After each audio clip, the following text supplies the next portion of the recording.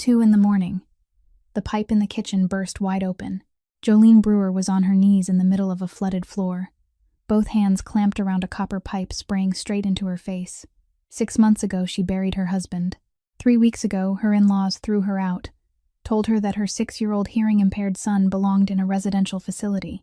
And now she was losing a fight with a rusted pipe inside an abandoned restaurant on the south side of Chicago. She let go, sat down in the cold water, and cried for the first time since the night she carried her son out of her in-law's home.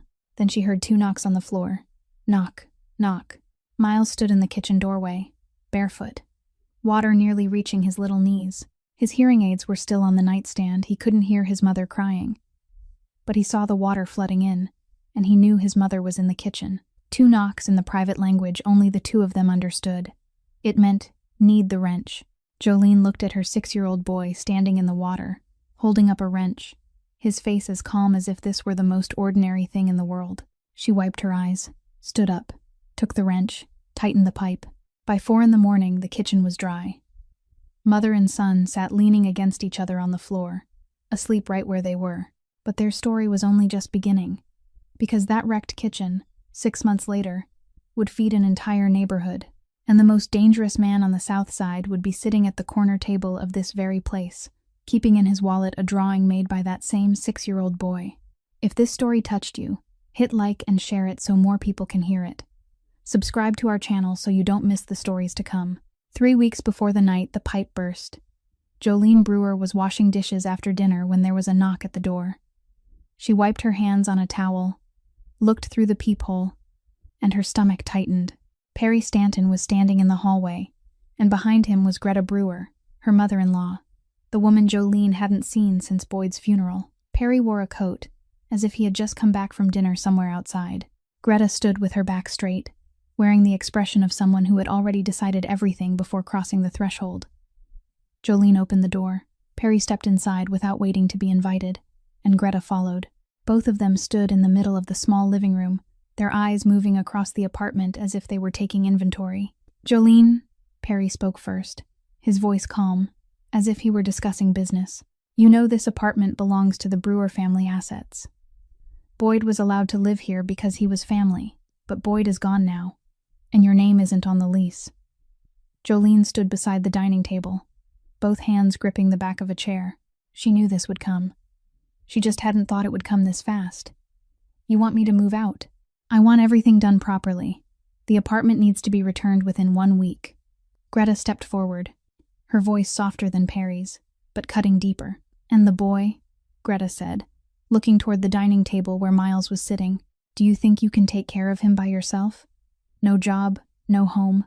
How is putting him in that situation good for him? Miles was sitting at the dining table only a few steps away. His hearing aids were on the shelf because at home, he often took them off to feel more comfortable. He couldn't hear a single word.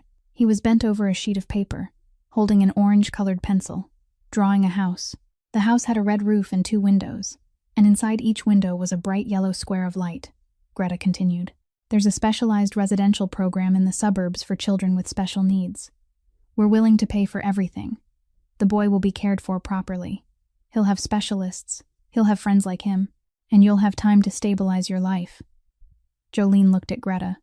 Then she looked at Miles.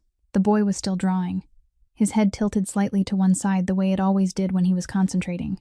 The pencil moved over the paper, without a single sound reaching his ears. But the whole world, shrunk down onto that sheet of paper, was shining. Jolene turned back to Perry, then to Greta. Her voice was low, but every word was clear. I don't need you to give me permission to be a mother. I'll leave tomorrow morning. Perry blinked. He hadn't expected the answer to come so quickly, and he certainly hadn't expected it to be so brief. He had prepared a long speech about financial responsibility, about living conditions, about what was best for the child. But Jolene didn't give him another chance to open his mouth. Greta pressed her lips into a thin, straight line. She turned and walked to the door without saying another word, and Perry followed. The door closed. Jolene stood still for a while, her hand still gripping the back of the chair, her chest heavy as if someone had placed a stone on it. Then she sat down beside Miles and looked at the drawing of the house with 2 windows. The boy looked up, saw his mother sitting next to him, and smiled. She smiled back. even though there was nothing inside her that felt like smiling. At 10 o'clock that night, Jolene opened the mailbox. Among the pile of bills and advertisements, there was a white envelope from the Cook County Court. She opened it and read, Greta Brewer, in her capacity as the paternal grandmother, together with Perry Stanton, had filed a petition requesting a review of guardianship rights over Miles Brewer, 6 years old, a child with a hearing disability. Reason: the biological mother currently did not have stable employment, did not have a fixed place to live, and did not have sufficient conditions to ensure an appropriate developmental environment for a child with special needs. The court gave Jolene 6 months to prove otherwise. 6 months. Jolene folded the letter and placed it on the table. Her hands were shaking, but her eyes were dry. She had cried enough for Boyd. Whatever tears were left, she wouldn't spend them on Perry or Greta. The next morning, before the sun had fully risen, Jolene pulled a suitcase out of the apartment. Inside were clothes for mother and son, Boyd's kitchen knives wrapped in a cloth towel, a little savings tucked inside a zip bag, and Miles's teddy bear. She locked the door, slid the key through the crack under it, and didn't look back. Miles held his mother's hand with his left hand. In his right arm, he hugged his roll of drawings. The boy didn't know where they were going, but his mother was holding his hand, and for Miles, at 6 years old, that was enough. The basement room Jolene managed to rent on the south side had one small window level with the ground outside, letting in just enough light to show the damp stains spreading across the wall. It was the cheapest rent she could find, paid by the week. On the first day, Jolene scrubbed the floor, spread the sheets over the bed, placed Boyd's kitchen knives on the highest shelf so Miles couldn't reach them, and then began looking for work. She went to every restaurant within a distance she could reach on foot or by bus. The Italian restaurant on Halsted Street, the barbecue place on Ashland Avenue, the hotel kitchen near downtown, the bakery in Bridgeport. Everywhere was the same. At first, people looked at her resume, nodded, and asked a few questions. Then, once they searched the name Jolene Brewer online, everything changed. The food poisoning incident at her old restaurant was still there. The article still appeared on the first page, and her name was mentioned as if she alone had been responsible. No one wanted to hire a chef whose name was tied to the word poisoning. Some places rejected her over the phone before she even had a chance to arrive. Some scheduled interviews, and then canceled them the very morning they were supposed to happen. One restaurant manager looked at her and said plainly, "I hope you understand. My kitchen doesn't need trouble." Jolene didn't argue. She thanked him, stood up, walked out, and went to the next address. But after 2 weeks, the list ran out. The money ran out with it. Every night after Miles fell asleep, Jolene sat on the bed and counted the money left in the zip bag. She counted slowly, as if counting slowly could somehow make the money grow. It didn't. What remained was enough to pay for the room for exactly 2 more weeks. After that, there was nothing. One night, Jolene sat on the bed and looked at her phone. The screen glowed in the dark.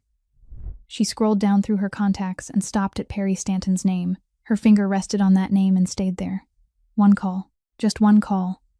And she would have a place to stay. Money. Someone to take care of Miles. The price was that she would have to say the words, "You were right. I can't handle this." The price was that she would have to send Miles into a residential program. The price was that she would become exactly what Greta had seen in her from the beginning, a mother who wasn't strong enough.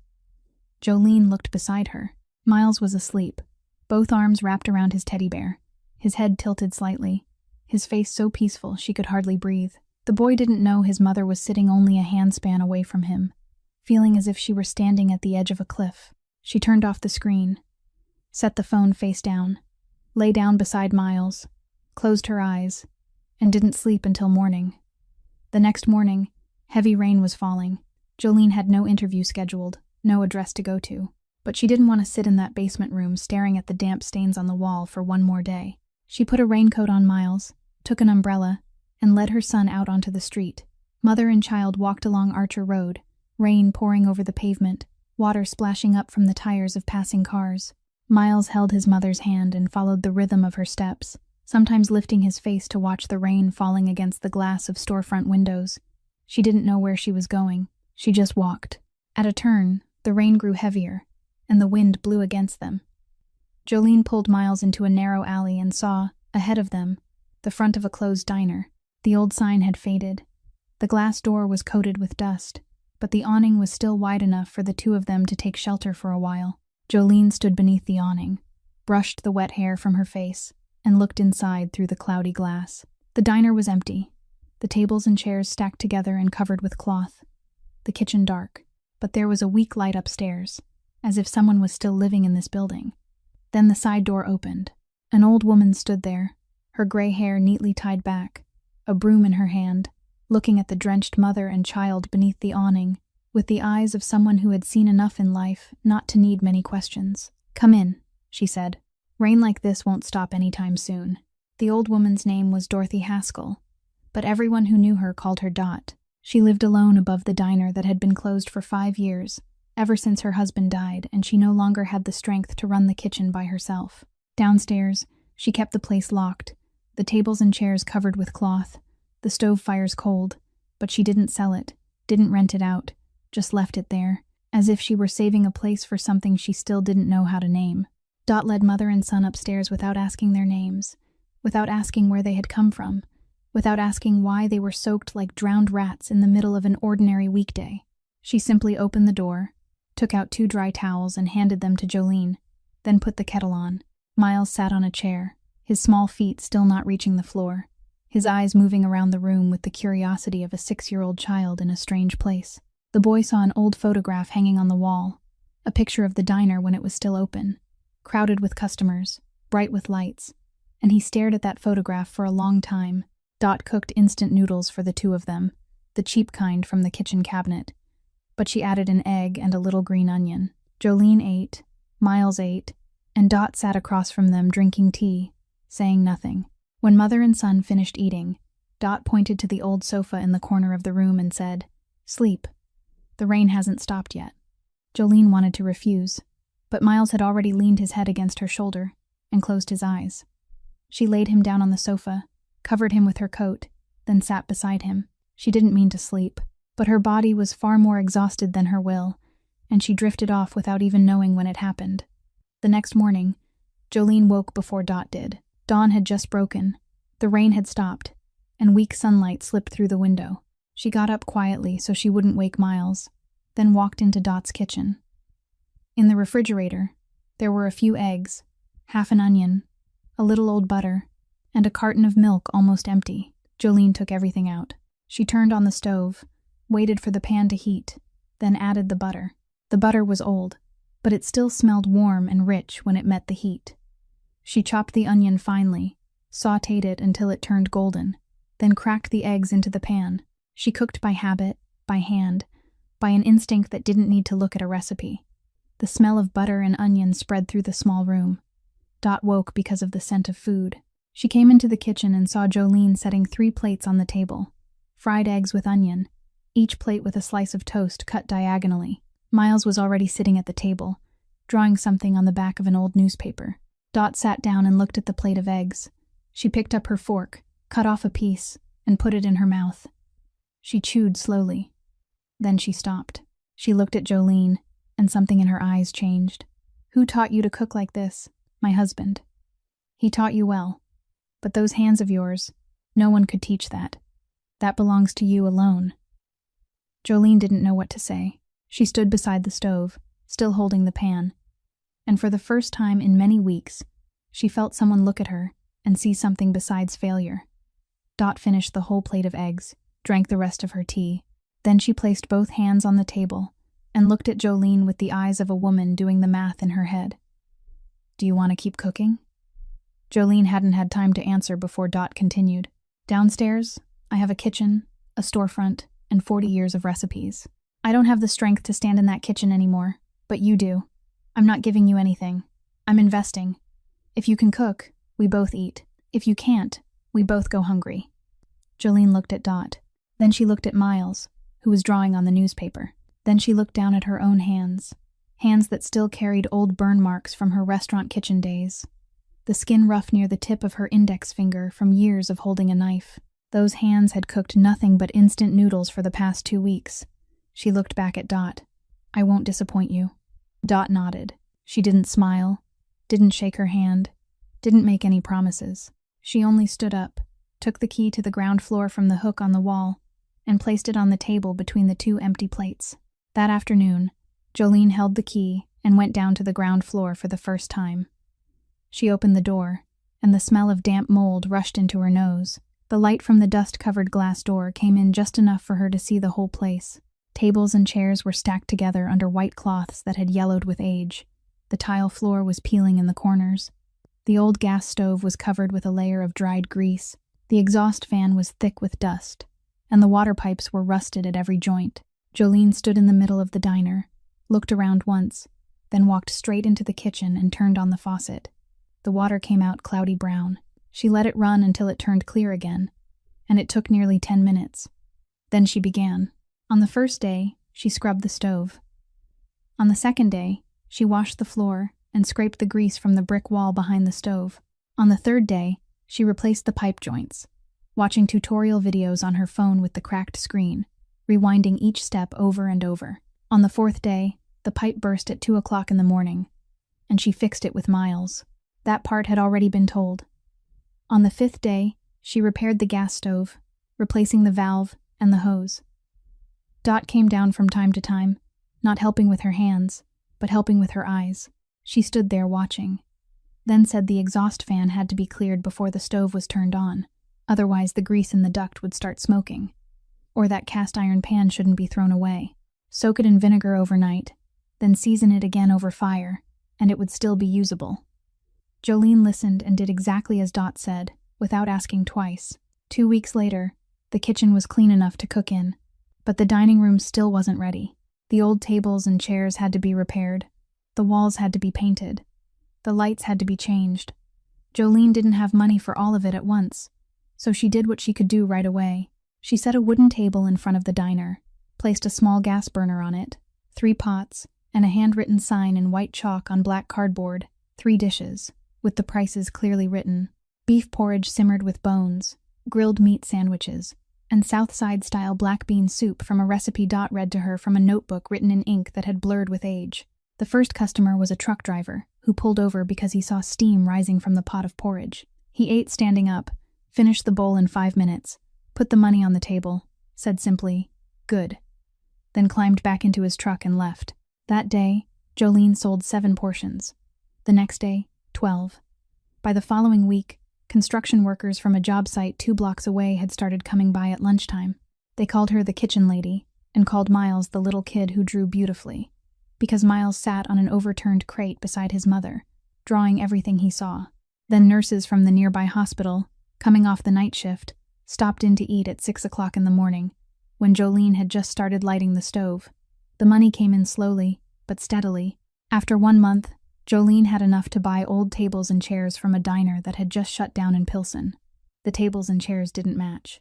Some were tall, some were low, wooden chairs mixed with metal ones, but she cleaned them, arranged them inside the diner, and opened the door for customers to sit and eat inside for the first time. She named the place the Copper Pot, after the only copper pot in the kitchenware Boyd had left behind. She didn't cook with that pot. She placed it on the highest shelf in the kitchen, where she could see it every time she lifted her head. Dot added more recipes. The menu grew from 3 dishes to 7. Jolene cooked everything alone, from early morning until late at night. Miles sat at the corner table in the diner, the smallest table against the wall, drawing on any paper she gave him. Food wrapping paper, the backs of receipts, cereal boxes cut flat.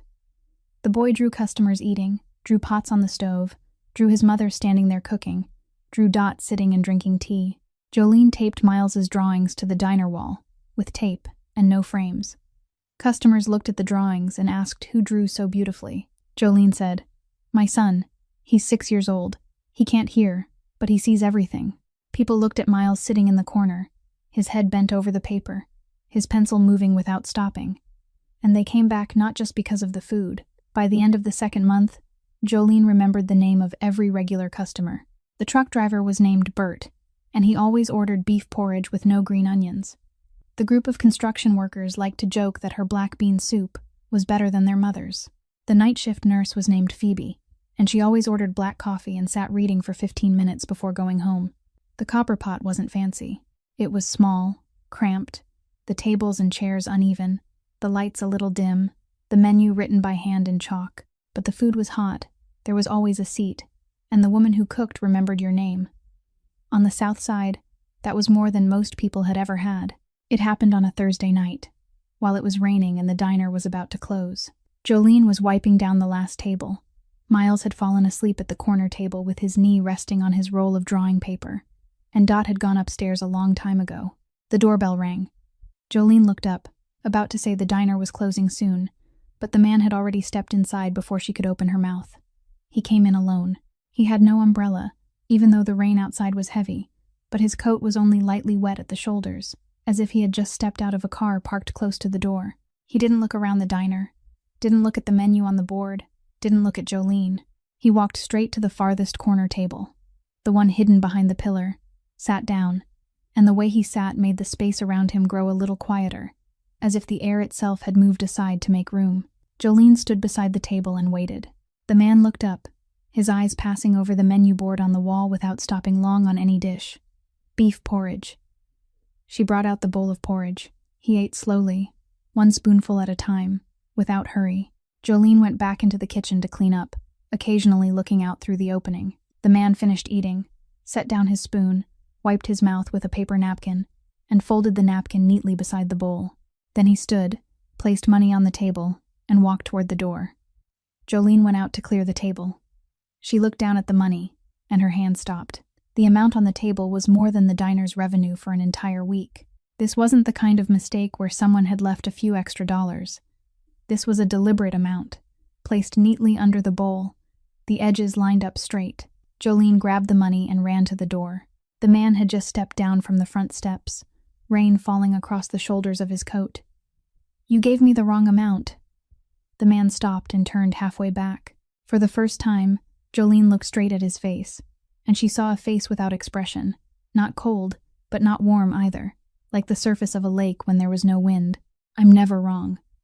After saying that, he turned back and walked straight into the rain. A black car parked at the corner flashed its lights. He opened the door, got in, the car rolled away, and the man disappeared into the rainy south side night as if he had never been there at all. Jolene stood in front of the diner, holding the stack of money, rain falling onto the awning above her, and she didn't know who she had just met. That man came back. The second time was on a Tuesday evening, and he ordered black bean soup. The third time was on a Saturday night, and he ordered beef porridge again, always alone, always at the farthest corner table, always eating slowly, paying many times more than the price of the dish, and leaving before Jolene could say anything more than thank you. He never gave his name, never asked for hers, never asked anything about the diner, about Miles, about the drawings on the wall. He came, ate, paid, and left, as if he didn't come here because he was hungry, but because he needed to sit in a small kitchen filled with the smell of beef porridge and yellow light, to rest from something Jolene couldn't see. Then one evening, Miles woke from where he had dozed off at the corner table, rubbed his eyes, and put on his hearing aids. The boy climbed down from his chair, wandered around the diner the way he often did, then stopped beside the man's table. Miles stood there looking at him. The boy had a habit of looking at people for a very long time, because he read the world with his eyes instead of his ears. Every crease on a forehead, every blink, every small movement at the corner of a mouth was a kind of language Miles understood, even if he couldn't explain it in words. The man looked back at the boy. The two of them looked at each other for a while, neither one saying anything, a conversation without a single sound, yet somehow both of them understood it. Then Miles returned to his corner table, picked up a pencil and a scrap of paper, and drew quickly. When he finished, the boy walked back to the man's table, placed the sheet of paper on the tabletop beside the bowl of porridge, then turned away without waiting for a reaction. The man looked down. On the paper was the image of a wolf sitting alone in the rain. The wolf wasn't growling, wasn't baring its teeth. It was only sitting there, its fur wet, staring straight ahead, alone beneath an empty rain-soaked sky. The man looked at the drawing for a very long time. Then he folded the paper carefully, each crease even, and put it into his wallet. He said nothing to Miles, nothing to Jolene. He stood, placed money on the table, and walked out the door. Jolene watched him go, then looked at Miles, who had already climbed back onto his chair and started drawing something else. She didn't ask her son what he had drawn for the man. She didn't ask why that man had kept a drawing from a 6-year-old child he had never spoken to. The copper pot had been running for 3 months when it began to have a name in the neighborhood. Not the kind of fame that made it into newspapers or appeared online, but the kind passed from mouth to mouth among night shift workers, long-haul truck drivers, and laborers who needed a hot bowl of porridge before starting the morning shift. People spoke of the diner the way they spoke of a place they could trust. The kitchen lady cooked well. The prices were low. The place was small but clean, and there was a little boy who drew beautifully sitting in the corner. That news reached Perry Stanton's ears, not because Perry cared about a diner on the South Side, but because Perry's lawyer called to report that Jolene's side had just submitted to the court a record of 3 continuous months of income, along with a legal lease for the premises, a food safety certificate, and a list of regular customers. Jolene was building a file to prove she could raise miles, and that file was getting thicker every week. Perry sat in the office of his restaurant chain, looked at the documents his lawyer had sent over, and understood that if he did nothing, then 6 months later, the court would leave custody with Jolene. He couldn't let that happen. Not because he loved Miles, but because he had said in front of Greta and in front of the court that Jolene wasn't capable. If Jolene won, Perry was wrong, and Perry Stanton wasn't used to being wrong. The first week, the beef supplier Jolene had been buying from for 3 months called to say they couldn't deliver anymore. The reason was vague. "We're short on stock right now. We'll find another source and get back to you." But no one got back to her. Jolene called the second supplier, and this one was more direct. "Ma'am, someone called us and said not to sell to your diner. I don't know who, but I don't want trouble." Jolene hung up and understood. The second week, a health department employee came to the diner in the middle of lunch, when the place was at its busiest. He showed his paperwork and said there had been an anonymous complaint about food safety and sanitation, and the diner needed to close temporarily for inspection. Jolene asked what specific violation the complaint mentioned. The health department employee shook his head. "According to procedure, we have to inspect when there's a complaint, regardless of the details." The diner was closed. The seal notice was pasted on the glass door, right where the chalkboard menu had been before. Customers came, saw the seal, and turned away. Some looked inside through the glass and shook their heads. Rumors traveled fast on the South Side. A sealed diner meant a dirty diner. A dirty diner meant something was wrong with the food.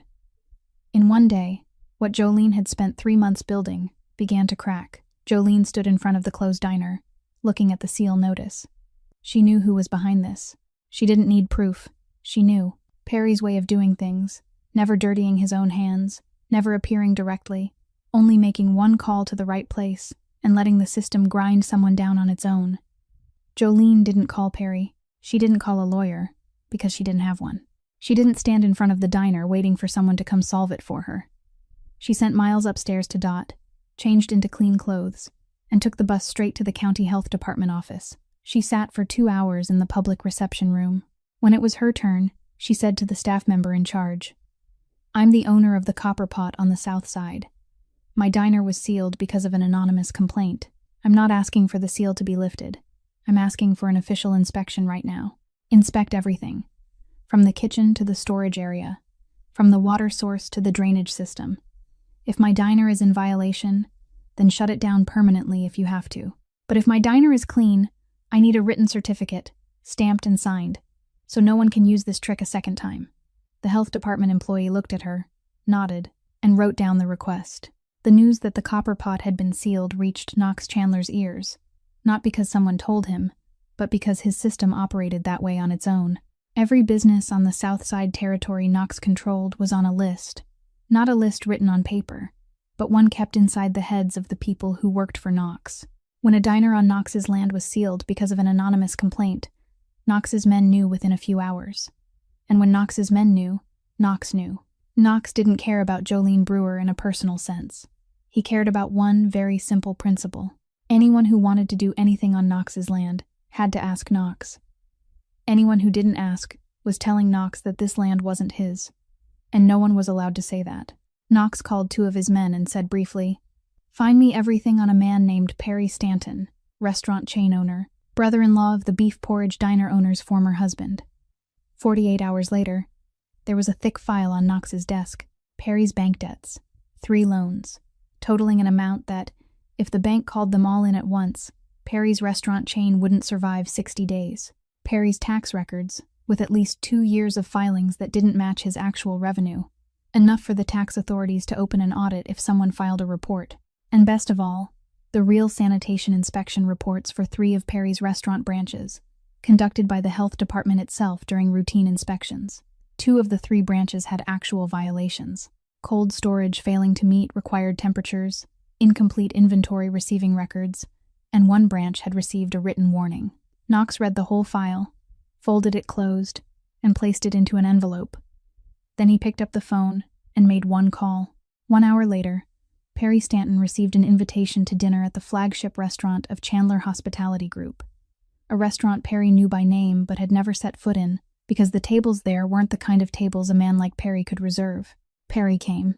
He wore a suit and tie and arrived on time, like a man trying to make a good impression, without knowing that his impression had already been formed 48 hours earlier.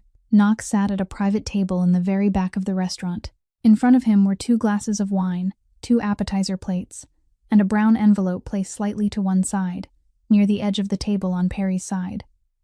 Perry sat down. Knox didn't stand to greet him, didn't shake his hand, didn't introduce himself. He only nodded lightly toward the chair across from him, and Perry sat. The 2 men ate their appetizers. Knox said a few things about the wine, about how the restaurant selected its beef, his voice ordinary, as if the 2 of them were acquaintances having dinner together. Perry tried to follow the conversation, but his eyes kept flicking toward the brown envelope. When the main course was served, Knox used his knife to cut a piece of beef, put it into his mouth, and chewed slowly. Then he set down his knife and fork and used 1 finger to push the envelope lightly toward Perry. Perry looked at the envelope, then at Knox. Knox said nothing, only looked back at him with eyes so calm they were almost uncomfortable. Perry opened the envelope.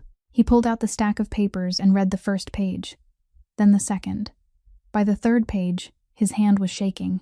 Not much, but enough that the water in his glass trembled slightly when he placed his hand on the table. Perry folded the papers, slipped them back into the envelope, and looked at Knox. "What do you want?" Knox picked up his knife and fork again and cut another piece of beef, unhurried. "I want you to forget Jolene Brewer exists. Can you do that?" Perry swallowed. His eyes dropped to his plate, then to the envelope, then back to Knox. He nodded. Knox put the piece of beef into his mouth, chewed, swallowed, and then said only 1 more sentence before returning to his meal. "The beef here is very good. You should try it." Perry sat there for another 15 minutes, ate half his plate of beef, drank half his glass of wine, and stood up to leave without saying another word. Knox finished his own meal, ordered more coffee, and sat there for another half hour. No one looked at Knox's table.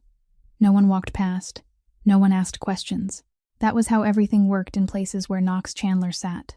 3 days later, the official inspection team from the health department came to the copper pot at Jolene's request. They inspected the kitchen, the storage area, the water source, the drainage system, the food preparation area, and the preservation area. The result passed in full. A clean certificate, stamped and signed. The seal notice was removed. Jolene taped the sanitation certificate to the glass door, in the exact spot where the seal notice had been before. She reopened the diner that morning. Bert, the truck driver, was the first customer. "Beef porridge with no green onions, right?" Jolene nodded. "That's right." After the diner reopened, the customers came back faster than Jolene had expected. The sanitation certificate taped to the glass door did its work. People saw the red stamp and the signature, and they felt reassured. The first week's revenue after the seal was removed matched the best week before the closure. The second week surpassed it, because new customers came out of curiosity, wanting to see what was so special about a diner that had been sealed and then opened again. Thanks to that, Jolene received her first large order. A restaurant under Chandler Hospitality Group ordered 50 portions of food for an end-of-the-month staff party. Jolene didn't know what Chandler Hospitality was. She only knew the order had been paid in advance, and the amount was enough for her to buy ingredients and still have money left over.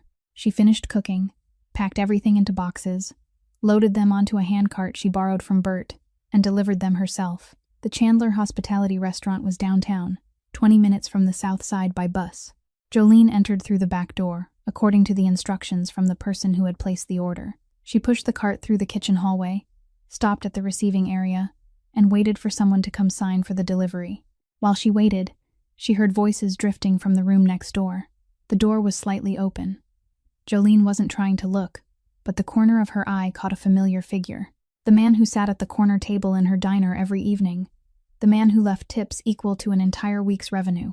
The man who kept Miles's wolf drawing in his wallet. He was sitting across from another man. He was speaking, his voice very soft.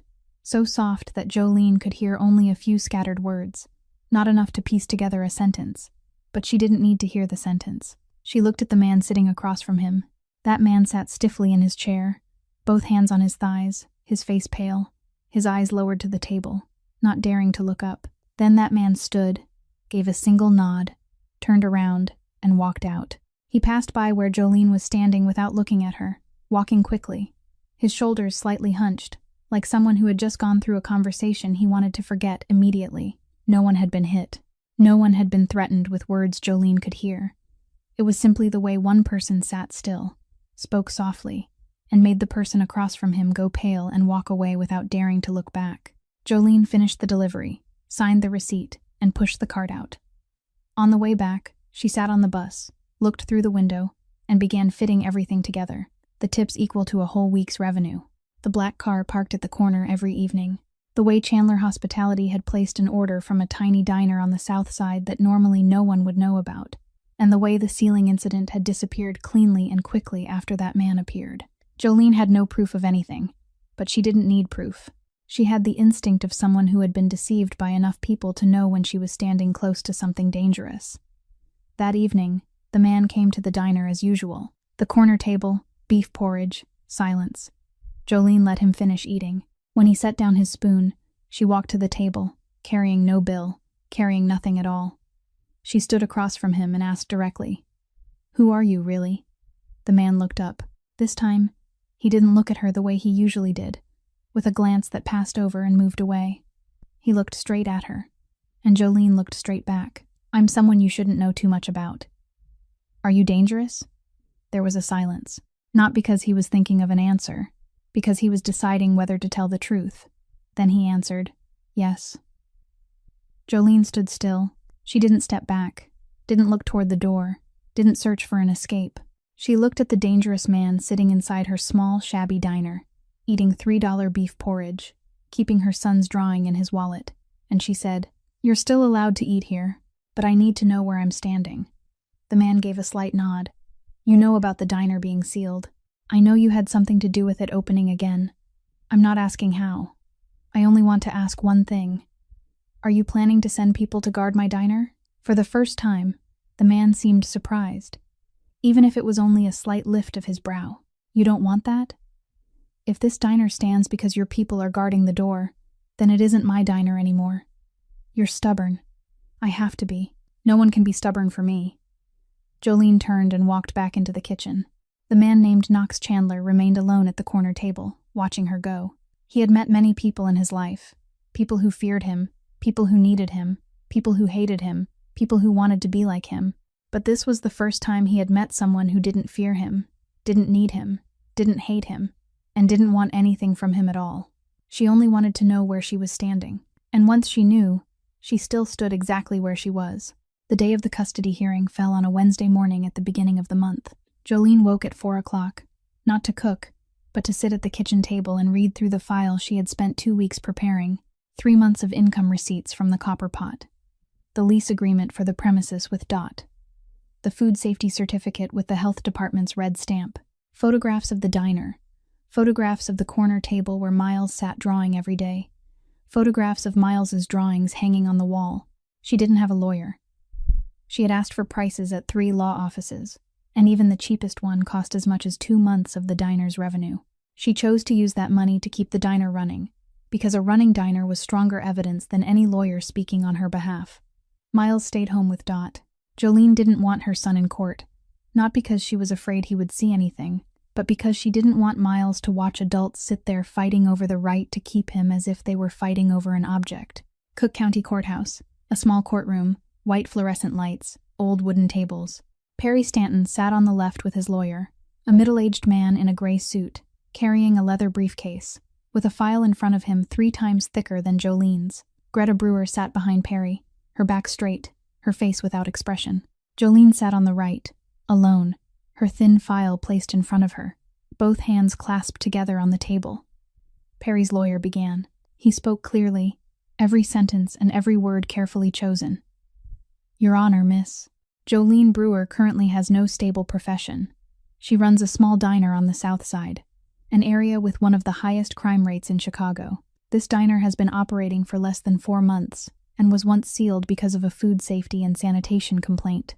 Before that, Miss, Brewer was fired from the restaurant where she worked because of her direct connection to a serious food poisoning incident. She has no professional certification in caring for children with disabilities, no certificate in sign language, and no expert support whatsoever for Miles, a hearing-impaired child who needs early intervention from specialists. The lawyer paused, looked at Jolene, then turned back to the judge. What does Miss Brewer have to guarantee that a child with a hearing disability will be properly cared for in that environment? The judge looked over at Jolene. Miss Brewer, do you have legal representation? Your Honor, I don't. Do you wish to present your own statement? Yes. The judge nodded. Jolene stood. She didn't pick up her papers, didn't look at the file. She looked straight ahead and spoke. My son's name is Miles Brewer. He's 6 years old, and he was born with hearing loss. My husband's family says my son should go into a residential program because I'm not capable. They say I have no job, no home, no proper conditions. And yes, 4 months ago, I had nothing. But 4 months ago, I also knew one thing that I still know today. No one in this world understands my son the way I do. She paused for a beat. The courtroom was silent. My son can't hear. But my son sees everything. He can look at a stranger and know whether that person is sad or angry just by watching the corner of their mouth. He draws so beautifully that customers come into my diner and ask who made the pictures on the wall. And when I say my 6-year-old son drew them, they don't believe me. My son and I tap on the floor to speak to each other. 2 taps means he needs a wrench. 3 taps means he needs a towel. We made our own language because no one taught us, because there was no expert, no program. Only a mother and her son in a kitchen at 2 o'clock in the morning, with a burst pipe and water rising to the boy's knees, and he brought me the wrench with a calm face, as if nothing had happened. Jolene looked toward Perry and Greta. I'm not rich. My diner is small. The tables and chairs are old. The menu is written in chalk. But that diner feeds my son and me. That diner gives my son a table to sit at and draw every day, lets him meet people, lets him see the world, and lets the world see him. I don't have a certificate in caring for children with disabilities, but I have 4 years of waking up every night when my son had a fever. I have 3 years of learning how to read lips so I could talk to him when his hearing aids broke. I have 6 years of knowing exactly what my son needs just by looking into his eyes. No residential center has that. Jolene sat down. The courtroom was silent. The judge looked down at the file for a while. Then she turned to Perry. Mr. Stanton, I have one question. Can you describe for the court how you communicate with Miles? What sign does he use when he wants to say, I'm hungry? Or when he wants to call his mother? What does he do? Perry looked at his lawyer. The lawyer looked down. Perry looked back at the judge. He opened his mouth, then closed it again. There was no answer. The judge nodded and took notes. She declared, the court keeps custody with Miss Jolene Brewer. However, the court notes that Miss Brewer has not yet resolved the accusations related to the previous food poisoning incident. If, in the coming period, new adverse evidence appears that affects her ability to care for the child, the court will reopen the matter for review. Jolene carried her file out. Perry and Greta walked behind her, saying nothing. Outside the courthouse gates, Jolene stood beneath the sunlight, took a long breath, and called Dot. Dot, let me talk to Miles. Dot handed the phone to the boy. Jolene heard her son's breathing through the phone and knew he was holding it but didn't know what to say because he couldn't hear clearly. She spoke slowly, knowing Miles was looking at the screen. Mommy's coming home. Mommy's coming to get you. Somewhere else in the city, Knox Chandler knew Jolene had gone to court that day. He knew the time of the hearing, knew which courtroom, knew who Perry's lawyer was, but he didn't come, didn't send anyone, didn't call. There were boundaries that even a man like Knox knew he shouldn't cross. Jolene won in court, but she didn't confuse winning one battle with winning the whole war. The judge had made it clear. If new unfavorable evidence appeared, the court would reopen the case. And the biggest piece of unfavorable evidence was still sitting right there on the first page of Google every time someone typed the name Jolene Brewer. the food poisoning incident at her old restaurant. Jolene knew Perry wouldn't stop. He had lost this time, so he would find another way. And the poisoning incident was a weapon already waiting in his hand. He didn't have to create it. He only had to bring it out at the right time, in the right place. Perry's lawyer had used it in court once. Next time, they would use it again, together with the article, together with testimony from the old restaurant. And Jolene would have nothing to answer with except the words, "I didn't do that." She needed more than a sentence. She needed the truth from someone who knew the truth. Jolene remembered exactly what had happened that day. She was the lead kitchen assistant on the afternoon shift, and the restaurant was serving dinner for a group of 40 guests with a reservation. Harris Ward, the head chef, had been responsible for receiving and inspecting the ingredients that morning. That day, the chicken that had been delivered was left outside the refrigerator for 4 hours because Harris was busy in a meeting with management and forgot to tell anyone to put it into cold storage. By the afternoon shift, the meat was taken straight into preparation, and no one checked the storage temperature again. 12 guests got food poisoning. The restaurant needed someone to take responsibility. Harris was the head chef, had worked there for 10 years, and had ties with management. Jolene was a kitchen assistant on a temporary contract, with no one to protect her. She was fired within 24 hours, and her name appeared in the internal report as the person directly responsible. But there was one person who knew the truth. Nina, the morning shift kitchen assistant that day, the one who had seen the chicken lying on the receiving table at 9 o'clock in the morning and still lying there at 1 o'clock in the afternoon when Nina got off work. Nina knew Harris had forgotten.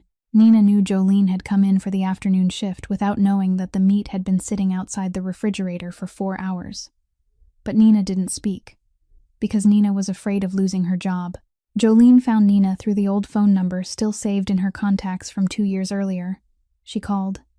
Nina answered, then went silent when she realized who was calling. Jolene said she wanted to meet. Only 15 minutes, anywhere Nina chose. Nina agreed to meet at a cafe 3 blocks from where she was working now. Nina arrived 10 minutes late, sat down across from Jolene, and didn't order a drink. She was thinner than the last time Jolene had seen her, her hair tied neatly back, her face carrying the look of someone who worked too many hours and slept too little. Jolene didn't circle around it. She said it directly. "I know you know what happened that day." Nina looked down at the table. "Jolene, I can't. I'm working at a restaurant in the same system as Harris. If I speak, I'll lose my job, and I don't have anyone to help me." Jolene nodded. She wasn't angry. She didn't push. She understood, because she had once stood in that exact place, knowing the truth but not having enough ground beneath her feet to say it aloud. "I'm not asking you to sacrifice anything. I just want you to know one thing. That truth exists, whether you say it or don't say it. It doesn't disappear because you stay silent, and it doesn't become more true because I repeat it. It's already there. I just want you to know that I know, and you know, and that's enough." Jolene stood, placed money for coffee on the table even though neither of them had ordered coffee, and walked out. She didn't look back, didn't leave her new phone number, didn't say, "Call me if you change your mind." She didn't want Nina to feel bound by anything. 11 days later, the Chicago Restaurant Association received an anonymous letter. It was handwritten, unsigned, but it described the details of what had happened that day, the time the delivery arrived, the length of time the meat had sat outside the refrigerator, the name of the head chef responsible for the morning shift, and the reason the afternoon shift kitchen assistant couldn't have known. The letter was detailed enough for the association to open an internal review. Harris Ward was suspended during the investigation. 2 weeks later, Harris lost his position as head chef. There was no trial, no scandal in the newspapers, only an internal decision and a small update line on the association's website, one you had to search carefully to find. But Jolene found it. She printed that page and placed it in the file for court, right behind the food safety certificate. The door Perry could have used to appeal through the poisoning incident was now closed. One Saturday evening, Knox came to the diner, and he wasn't alone. It was the first time in months that he hadn't sat at the corner table by himself, and Jolene noticed it immediately, because she had grown used to the sight of Knox sitting there as if he were a fixed part of the place. The person with Knox was a young woman, brown hair loosely tied back, a slender frame, walking 1 beat slower than most people. Knox walked beside her, not holding her hand, but the distance between them was so close, their shoulders almost touched, the kind of distance kept by someone ready to catch the other person if she leaned. The young woman sat down at the table, looked around the diner, and smiled. Not a polite smile, but a real one. The kind of smile a person gives when they find a small place that feels unexpectedly comforting. "This place is wonderful, brother. Why did you hide it from me for so long?" Knox didn't answer. He only pulled out a chair and sat down. Jolene brought over the menu. Knox ordered the way he always did, beef porridge. The young woman looked at the menu board on the wall and asked Jolene, "Ma'am, is the black bean soup spicy?" "Mildly spicy. If you want it less spicy, I can add more sour cream. Then give me a bowl, regular spice. I like spicy food." Knox looked at the young woman, opened his mouth as if to say something, then stopped. The young woman looked back at Knox and shook her head lightly. "Don't worry, I can eat spicy food." Knox sat back and said nothing more. But Jolene saw the way he looked at the young woman, and she understood it wasn't the way a man looked at a lover. It was the way an older brother looked at his younger sister. When Jolene brought out the food, the young woman saw Miles sitting at the corner table on the other side, bent over his drawing. She looked at the boy, then looked at Jolene. "Is he your son?" "Yes, Miles. He's 6. He draws so beautifully." Jolene nodded and turned back toward the kitchen. But the young woman didn't stop there. She stood up, walked to Miles's table, and sat down in the chair across from him. Miles looked up at the stranger. The young woman didn't say anything. She only pointed at the sheet of paper Miles was drawing on, then pointed at the pencils, asking for one by gesture. Miles tilted his head and looked at her, then pushed the pencil box toward her. The young woman took one and began drawing beside Miles's picture. She didn't draw as beautifully as he did, but it was enough to make Miles look at it and smile. The two of them sat drawing together, not speaking because Miles couldn't hear clearly, and the young woman didn't know sign language. But they communicated through the paper, through the pencils, through pointing at the pictures and nodding or shaking their heads. Miles drew a cat, pointed to the cat's ears, then pointed to his own hearing aids and smiled. The young woman smiled with him. Then Miles taught her a hand sign, 2 fingers tapping each other twice, meaning friend. The young woman copied him, tapping her 2 fingers together, looking at Miles with her eyes as if asking, "Did I do it right?" Miles nodded hard. Knox sat at the table, watching that scene, not eating. His bowl of beef porridge slowly cooled, but he didn't touch it. The young woman's name was Wendy Chandler, Knox's younger sister, 26 years old, with chronic kidney failure, on regular dialysis, and on the kidney transplant waiting list for more than 2 years. Jolene learned that not because Knox told her, but because after the meal, Wendy asked to see the kitchen. Jolene let her in, handed her a piece of dough that was half kneaded, and said, "Keep kneading it. When it doesn't stick to your hands anymore, it's ready." Wendy kneaded the dough, slowly because her hands were weak, but patiently. While she kneaded, she talked, not sadly, but like someone who had grown used to the facts of her own life. "Knox never lets me do anything. He's afraid I'll get tired, afraid I'll hurt. He hires people to clean my house, buys prepared food for me, drives me to and from dialysis. I know he loves me, but the thing that makes me most tired is not being allowed to do anything at all. It's like I don't exist, like I'm only a person lying there waiting for a kidney." Jolene stopped what she was doing and looked at Wendy. She understood that sentence. She understood because she too had once had other people make decisions for her, had been told she wasn't capable, had been pushed out of the decisions about her own life. Dough doesn't care whether you're sick or healthy. It only needs you to knead it the right way. Wendy looked at Jolene, then looked at the dough in her hands, and smiled. She kept kneading, a little harder this time. The 2 women stood in the kitchen kneading dough. Miles sat outside in the diner drawing. Knox sat at the corner table looking into the kitchen through the service window. And for the first time, he saw his sister smiling while her hands were doing something, instead of lying in bed waiting. Then came the moment Wendy brought the bread back to the table. She sat down, her face pink from standing in the kitchen, smiling as she talked to Knox about how to knead dough. Halfway through her sentence, she stopped. Her face went pale very quickly, as if someone had turned down a valve inside her, and she tilted to one side. Knox sprang to his feet, but Jolene was faster. She had been standing right beside them, because she had just brought out water. She caught Wendy by the shoulders, set her upright again, one hand supporting her back, the other taking a wet towel and placing it on her forehead. She spoke gently, calmly. "Lean your head back. Breathe slowly. Easy now. No panic, no calling for an ambulance, no shouting." She handled it cleanly and quickly, like someone used to staying calm when everything around her began to tilt. Wendy's breathing slowed. Color returned to her face. Knox stood beside them, his hand already raised but not touching his sister, because Jolene had already handled it. He looked at Jolene, and for the first time, Knox Chandler looked at someone not with eyes that assessed, not with eyes that controlled, but with the eyes of a man realizing he was standing before someone like himself, someone who knew how to endure, someone who knew how to hold on, and someone who didn't collapse. Trent Gallagher had followed Knox Chandler since the days when neither of them had anything.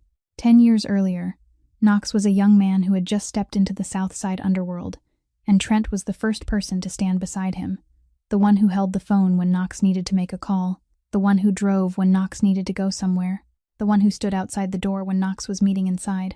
10 years later, Knox controlled almost the entire protection system and restaurant business network on the South Side, and Trent was his second in command, the only man who knew the account passwords, knew the list of men under Knox, knew Knox's movement schedule by the day and by the hour.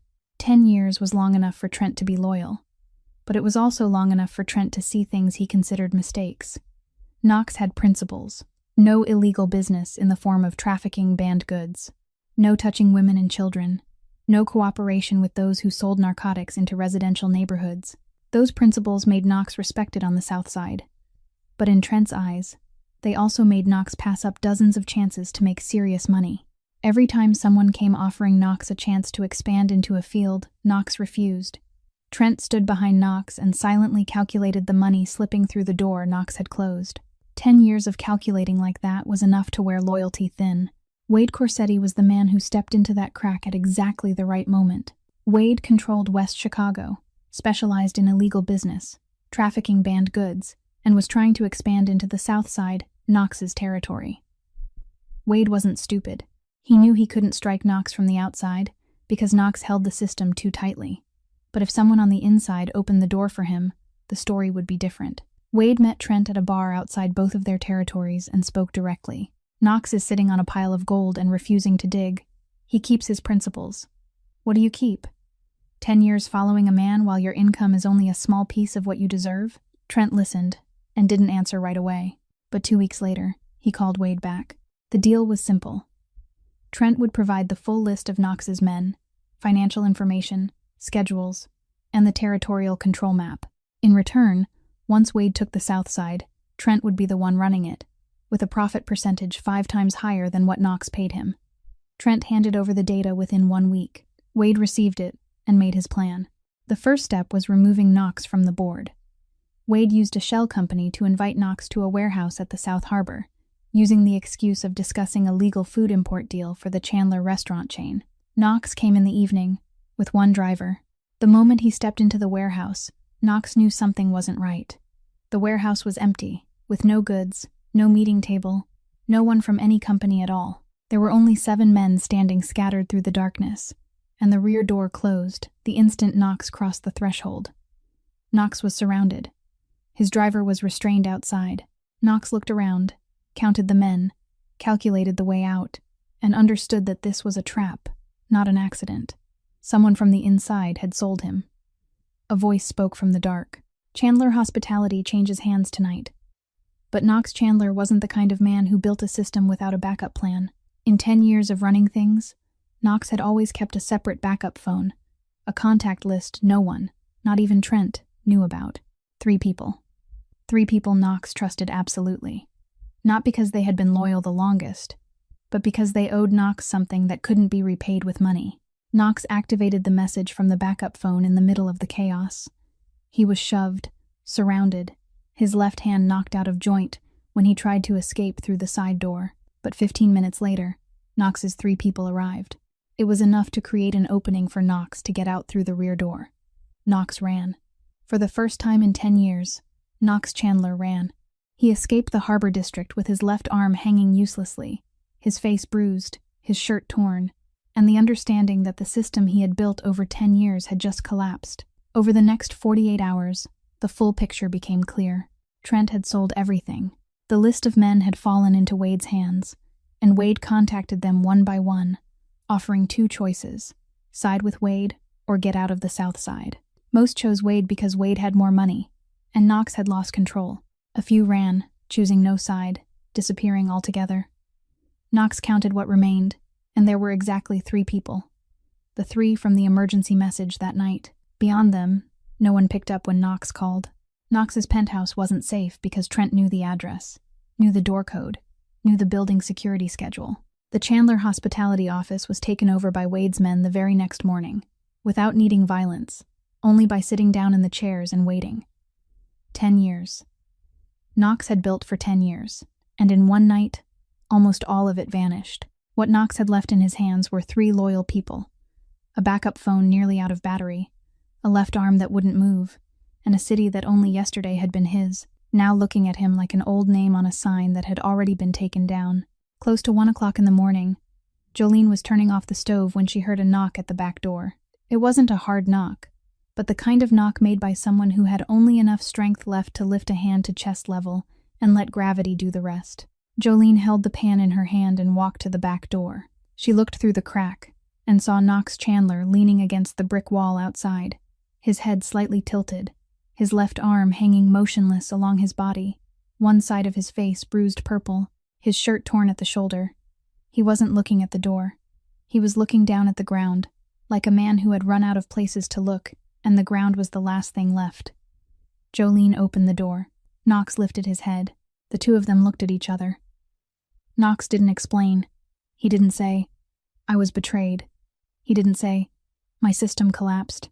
He didn't say, "I don't have anywhere safe left except your little diner." He only said one sentence: "Let me sit for a while." Jolene stepped aside. Knox came in slowly, his left shoulder sagging because his arm wouldn't move. He sat down in the nearest chair, the old metal chair where customers usually sat during the day to eat porridge. Jolene didn't ask. She set the pan down, went to get a wet towel, and handed it to Knox. Knox took the towel with his right hand, pressed it to his face, and held it there. Jolene went into the kitchen, lit the stove, and cooked porridge. Beef porridge, the dish Knox ordered every time he came. She didn't ask what he wanted to eat, because she already knew.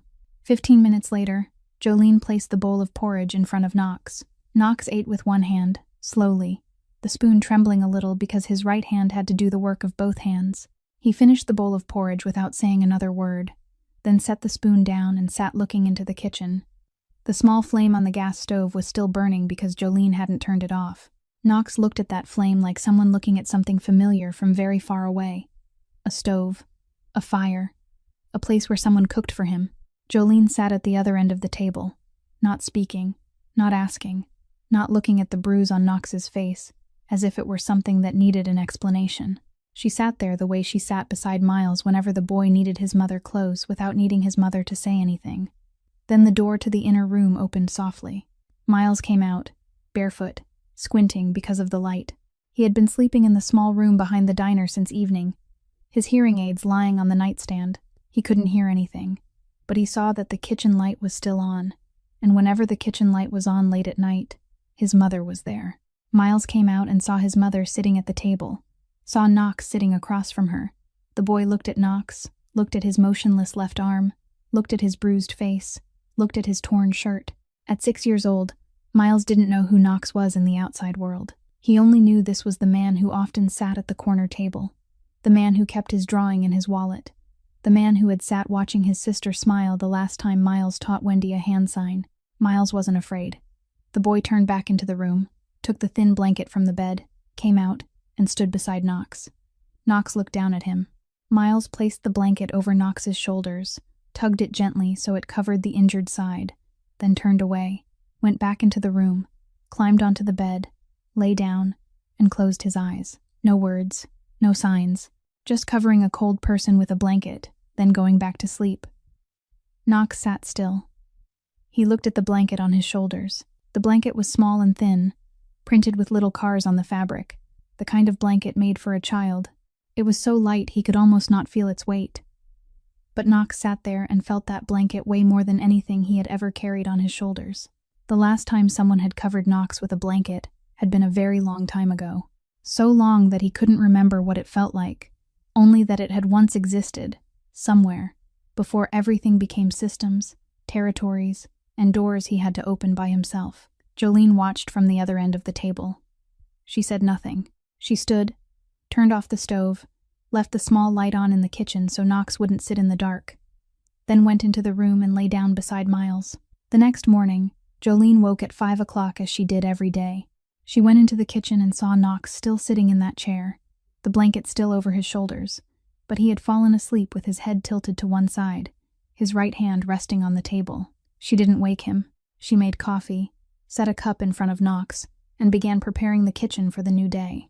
The sound of the gas stove lighting, the sound of pots touching the burners, the sound of running water. Those sounds woke Knox slowly. He opened his eyes, saw the cup of coffee, saw Jolene standing in the kitchen cutting onions, and said nothing. Miles woke after Knox.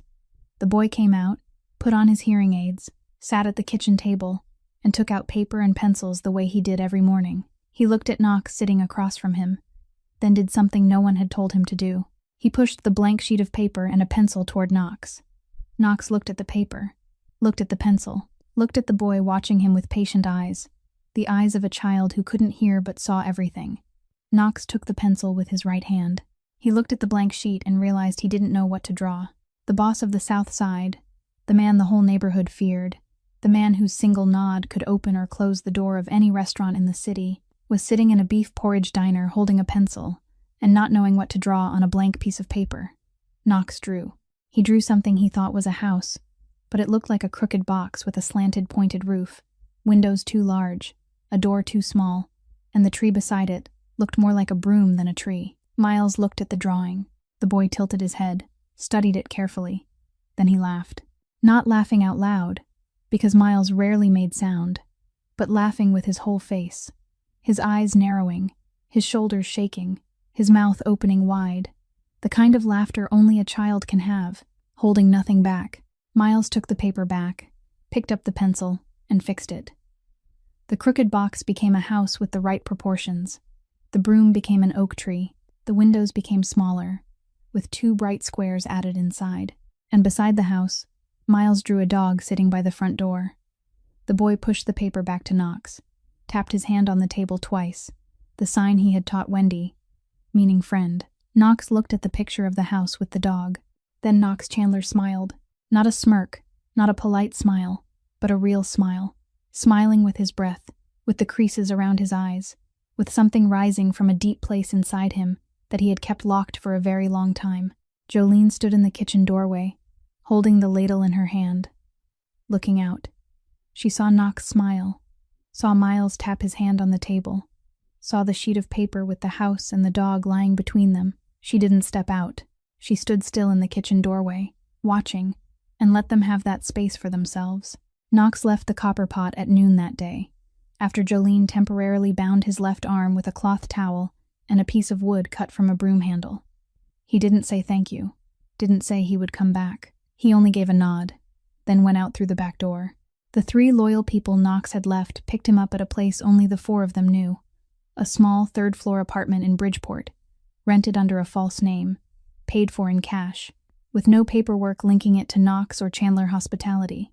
It was the place Knox kept as a backup for the worst possible situation, and the worst possible situation had arrived. Knox sat in that apartment for 2 days, his left arm held in a temporary splint by a doctor he knew, handled without going through a hospital. He didn't sleep much. He sat looking at his phone, calling each number in his old contacts, and counting how many people still picked up.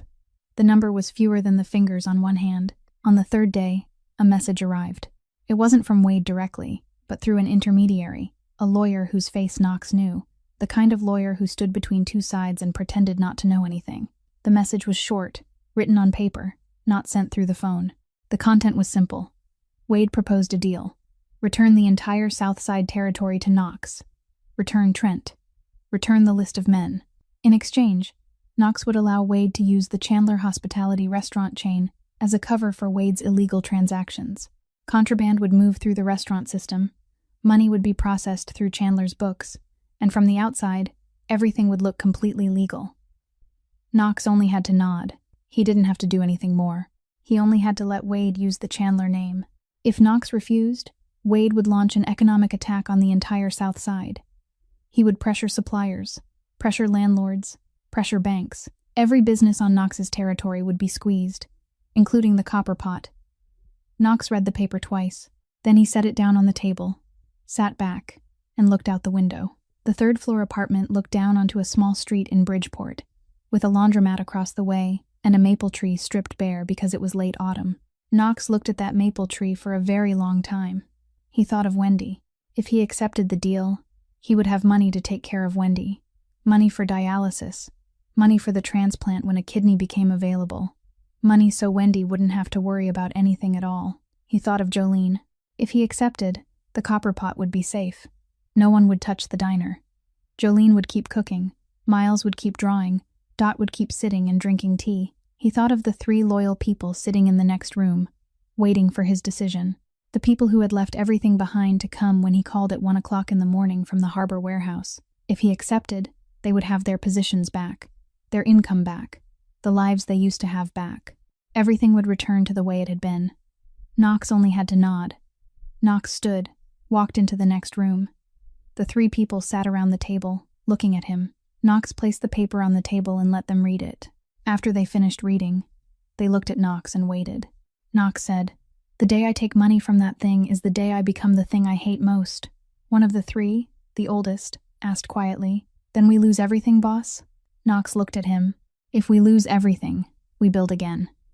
But if we lose this, it can't be built again." No one asked what this was. They understood. This wasn't territory, wasn't money, wasn't power. This was the thing that made Knox different from Wade, different from Trent, different from every man willing to sell anything as long as the price was high enough. This was the boundary. And a boundary couldn't be rebuilt once it had been crossed.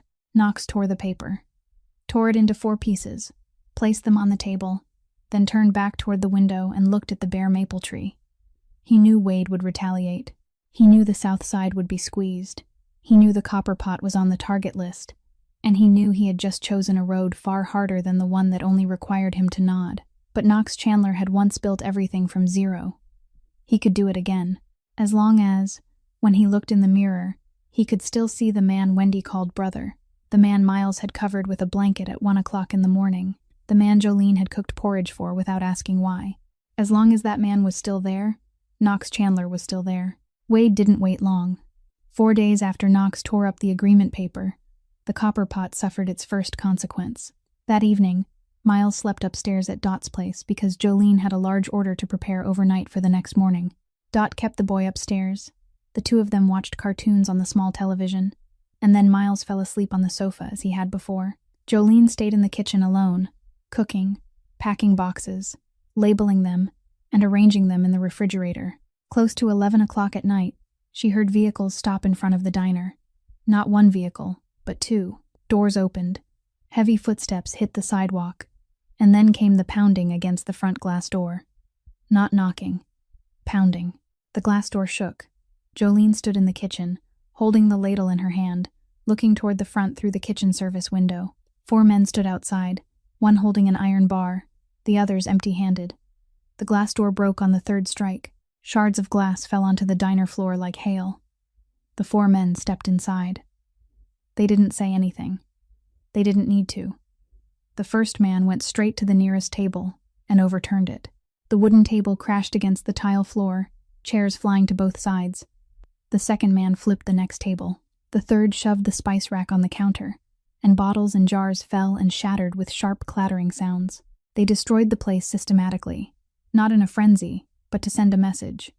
1 table at a time, 1 chair at a time, 1 shelf at a time. Jolene stood in the kitchen and watched her diner being torn apart piece by piece. She saw the table where Bert sat every morning turned upside down. She saw the chair where Phoebe usually sat reading kicked until 1 leg snapped. She looked at the wall where Miles's drawings hung, and one of the 4 men lifted his hand as if to tear a drawing down. Jolene stepped out of the kitchen. She walked straight across the broken glass on the floor, her feet stepping on the shards without stopping.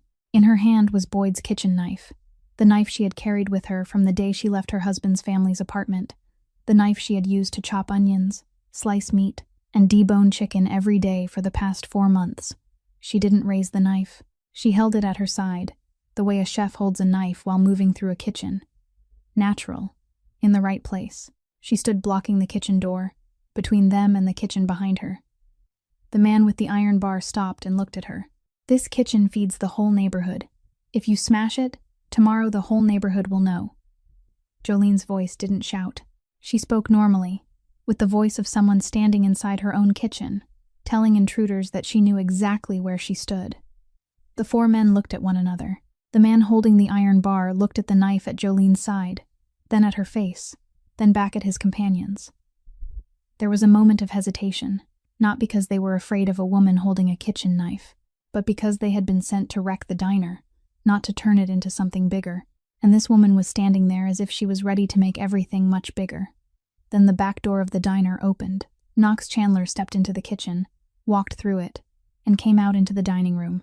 He stepped over the broken glass on the floor as if walking across a rug. His left arm was still in a splint, his right hand hanging loosely at his side. He wasn't holding anything, didn't bring anyone with him, only himself. Knox stood beside Jolene and looked at the four men. He didn't look at the iron bar, didn't look at the broken glass, didn't look at the overturned tables and chairs. He looked straight into each man's eyes, slowly, from left to right. You have 30 seconds to walk out that door. After 30 seconds, I stopped counting. Knox's voice wasn't louder than Jolene's, but the four men had seen the way their associates walked out of Knox's rooms with pale faces, and they knew 30 seconds from Knox Chandler meant 30 real seconds. They left. They didn't run, but they walked fast. The iron bar was thrown onto the floor. The two vehicles started, rolled away, and disappeared. The diner fell silent. Broken glass glittered across the floor under the lights. Tables and chairs lay scattered. Spice bottles had spilled, sauce running across the counter. But the kitchen was untouched. Miles's drawings on the wall were untouched. Knox looked around the diner. Then he looked at Jolene. She was still standing in the same place, her right hand holding Boyd's kitchen knife, her fingers trembling slightly at the tips, but her grip still tight around the handle. Her face was dry, without tears. Are you hurt? No. You're lying. Jolene looked down at her left hand. Blood was running from her palm. A shard of glass was lodged near her little finger. She had stepped across the glass when she came out, and hadn't realized which piece had flown into her hand. She looked at the blood, then looked at Knox, and said nothing. Knox sat down beside her, right there on the diner floor among the broken glass, and spilled sauce. He took a clean cloth towel from the counter, carefully removed the small shard of glass from her hand with his fingers, then wrapped the towel around Jolene's palm. He tied it slowly, one turn at a time, the right hand of a man doing the work of both hands because his left was still in a splint. Jolene sat still and let Knox tie it. She looked at her own hand being bandaged by the hand of the man she had once chased into the street to return his tip 4 months earlier. The two of them sat in the wreckage of the diner. Neither said anything more. Outside, the south side at night was quiet, as if nothing had happened. The morning after the diner was smashed, Jolene opened the door to clean at 5 o'clock. She hadn't even finished sweeping up the first pieces of glass when Bert arrived.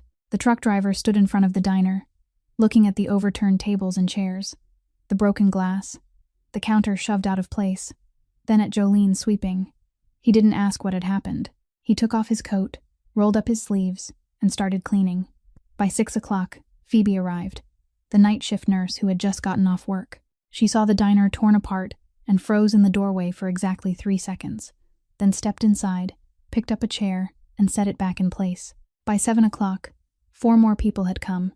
Familiar construction workers, bringing hammers, nails, and spare boards from the job site.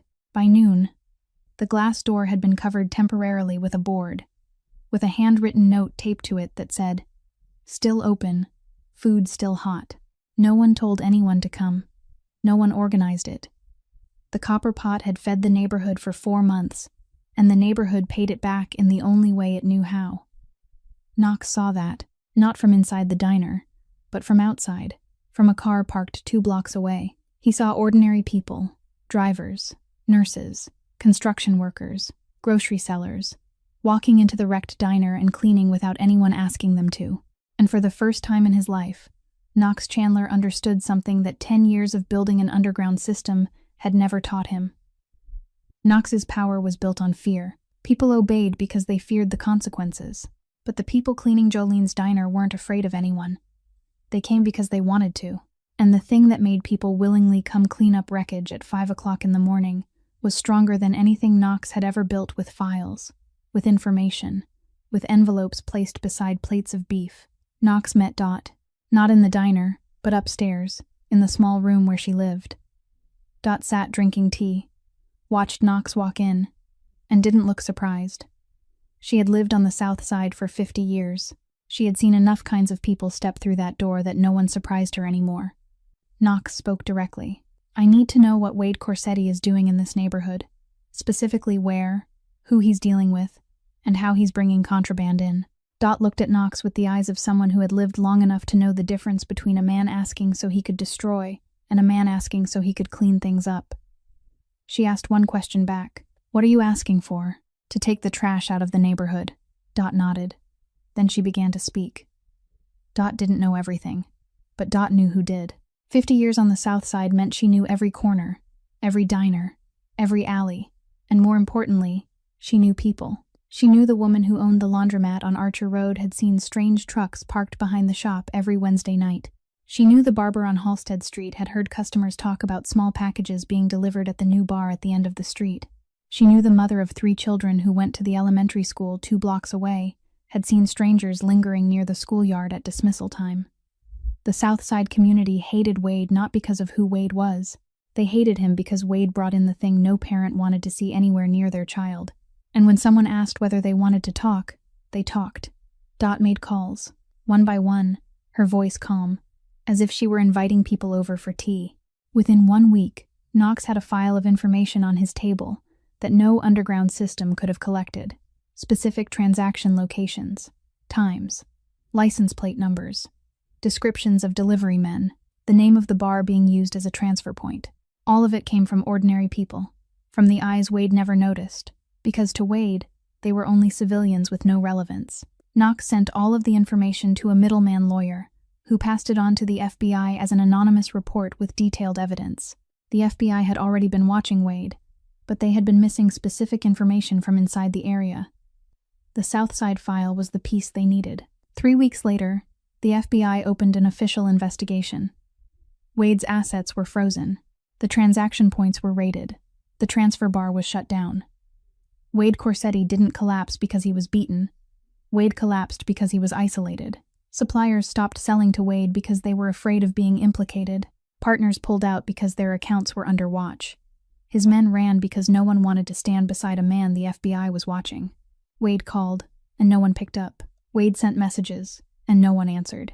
The empire Wade had built with dirty money and fear didn't melt away in a fight, but in the silence of one phone after another that never rang. Trent Gallagher was the last one to call Knox. When Wade fell, Trent lost everything Wade had promised. No territory, no percentage, no position. Trent called Knox from an unknown number, his voice dry and thick. "I know I was wrong. Give me one chance." Knox listened, then stayed silent for a moment. Then he said, "I didn't push you out.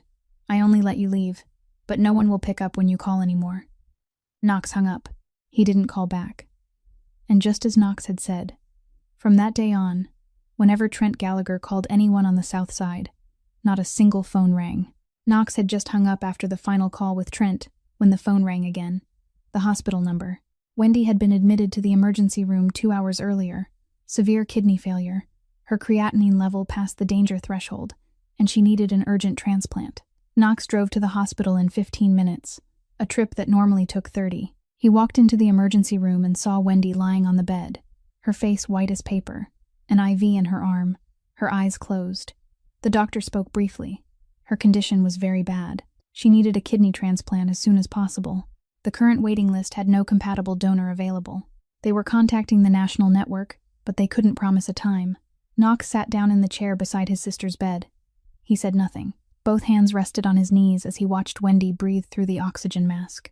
For 10 years, he had built a system, controlled territory, gathered power and money, and all of those things, every last one of them, couldn't buy a kidney for his sister. Power couldn't negotiate with the human body. Wendy opened her eyes near midnight. She looked over, saw Knox sitting there, and tried to smile, but it only became a thin smile. "Brother," Knox took her hand. Wendy's hand was cold and light in his. "Let me tell you something." Knox didn't say anything, only tightened his hand around hers gently. "Don't go back to being the old, cold man. I saw you smile. At Jolene's diner. You sat at that corner table, and your face was completely different. Keep that for me. Whatever happens, keep it." Knox swallowed something caught in his throat. He didn't answer, because he knew if he opened his mouth right then, his voice wouldn't sound like the Knox Chandler everyone knew. He only nodded and kept holding her hand. Jolene heard that Wendy had been hospitalized the next morning through a short text from Knox, only one sentence. "Wendy's in the hospital. It's serious." Jolene set the phone down and looked around the diner. The copper pot had just been repaired after the attack, the glass door newly replaced, the tables and chairs arranged again, the kitchen running again. She looked at the stove, looked at the pot of porridge simmering, looked at the menu on the board, and thought of Wendy standing in the kitchen, kneading dough, smiling, saying the thing that made her most tired was not being allowed to do anything. Jolene did the only thing she knew how to do. She cooked. She wrote a new sign and placed it in front of the diner. "All revenue from the copper pot for the next 3 days will go to Wendy Chandler's medical fund." Then she began cooking. On the first day, Jolene cooked from 5 o'clock in the morning until 11 o'clock at night. Dot came down to the kitchen for the first time in 5 years. She didn't cook because her hands had grown weak, but she opened the handwritten family recipe notebook she had kept for 40 years, the notebook she had never shared with anyone, and read each line to Jolene. Old Southside beef stew, honey cornbread from Dot's mother's recipe, spicy chicken soup that had once made Dot's diner famous throughout the neighborhood. Jolene cooked by every word Dot read, and the smell of food drifted out through the diner door, spread down the street, across the intersection, and into the noses of people walking by in the morning. Customers came. Bert came first, as always, then Phoebe, then the construction workers, then people who had never been to the copper pot before but had heard the news and wanted to contribute. People lined up outside the door, construction workers, nurses, taxi drivers, the laundromat owner, the barber, mothers coming back from the morning market. They bought food at the regular price, but many paid double, triple, then said to keep the change for the fund. Miles sat at the corner table, drawing. The boy drew for 3 days straight, one picture on each sheet of paper, and Jolene taped them to the wall with a price beside each one. People bought Miles's drawings, not only because the drawings were beautiful, though they truly were, but because each picture was a small piece of the story of a mother and her son, and people wanted to take one piece home. On the second day, a local reporter came. She wrote a short article about the copper pot, about Jolene, about Wendy, about the whole South Side neighborhood lining up to buy beef porridge to raise money for a kidney transplant for the sister of a man. No one knew exactly, but everyone knew mattered. The article went up on the website that evening. The next morning, the hospital called. The story in the paper had reached the National Organ Donation Network. The hospital moved Wendy's case to the top of the waiting list, and within 48 hours, a compatible donor was found through the federal donor list. That same day, Jolene received a message from a familiar number. Nina, the former kitchen assistant who had sent the anonymous letter clearing Jolene's name, wrote briefly, "I've registered for compatibility testing to donate a kidney. I don't have the results yet, but I wanted you to know." Jolene read the message and didn't answer right away, because she was standing in front of the stove, holding a ladle, tears falling into the pot of porridge, and she didn't wipe them away because both her hands were busy. On the third day, Knox came to the copper pot. He stood outside the door for a long time.